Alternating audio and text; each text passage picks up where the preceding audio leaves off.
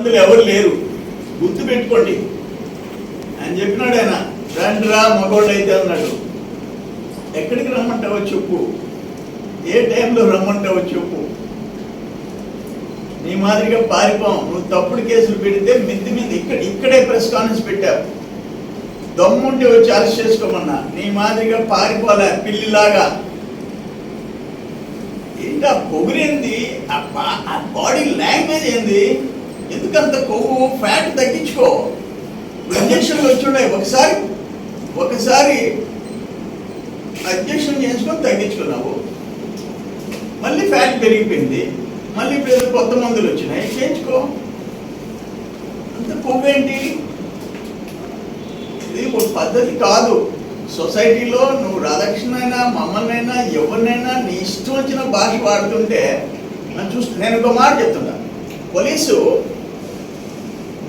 లేపేస్తాను అంటే ఒక చిన్న గీత పడబడలే. 307కి అటెంప్ట్ మర్డర్ కేసుకి ఒక కత్తితో ఒక చిన్న పిన్ను కూడా గుచ్చుకోబడలే. నిన్ను లేపేస్తే దిక్కింది, నిన్ను చంపేస్తానన్నాడు, నన్ను చంపేస్తానన్నాడు అని పెడితే కాగితం మీద 307 వస్తాయి. నిన్న కాకాని మాట్లాడింది ఏంది? మేము వస్తే ఉలుకు ఉండదు, పలుకు ఉండదు, రాధాకృష్ణ ఉండడు అంటే ఏమని? అంటే 307 వర్తించదా? అంత ఓపెన్గా మాట్లాడితే 307 వర్తించదా? బాబు గారిని 1.5 months 2 months బ్యాక్ నువ్వేం భాష వాడావు? నిన్ను స్టేషన్ చుట్టూ తిప్పాలిగా, కోర్టుకు పెట్టాలిగా, విచారణకి 3-4 రోజులు నిన్ను కూర్చోబెట్టాలిగా, స్టేషన్లో కూర్చోబెట్టుకోవాలిగా.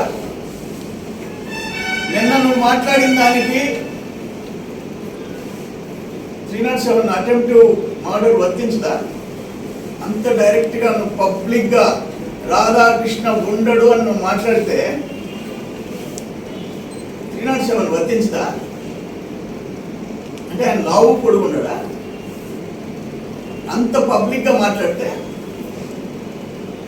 కొత్త పలుకు ఉండదు, చెత్త పలుకు ఉండదు, ఆంధ్రజ్యోతి ఉండదు, రాధాకృష్ణ ఉండడు అని మాట్లాడినాడా లేదా?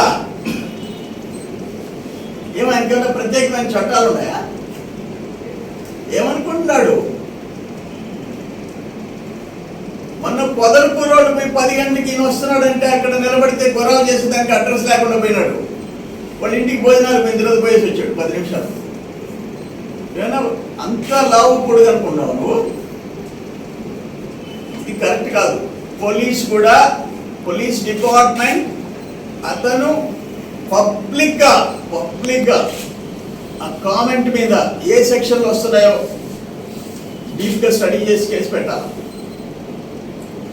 పోలీస్ పెట్టాలా కేసు? ఎందుకు పెట్టాం? అంత పబ్లిక్గా రాధాకృష్ణ ఉండడు మేము వస్తే అంటే ఏమైనా అర్థమా? ఉండడు అంటే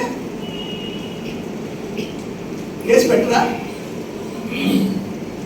ఆయనకే చట్టాలు వర్తించవా?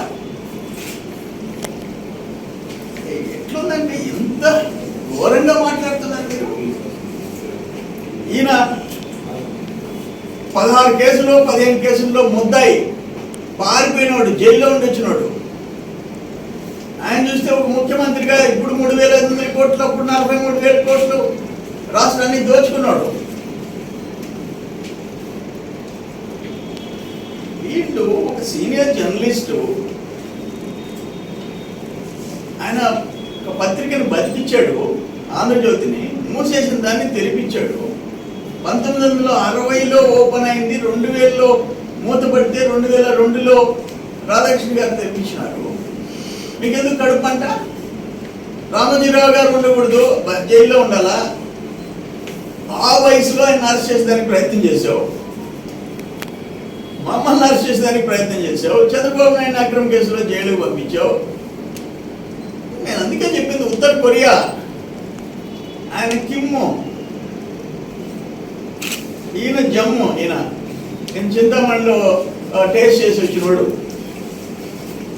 మీరు నోరు పారేసుకుంటుంటే ఏమనుకుంటున్నారు? మీరు కంట్రోల్లో పెట్టుకోండి, నోరు కంట్రోల్లో పెట్టుకోండి, విమర్శించండి. ప్రతిపక్షంగా మీరు విమర్శించరు, మమ్మల్ని పొగడతారు అనుకో.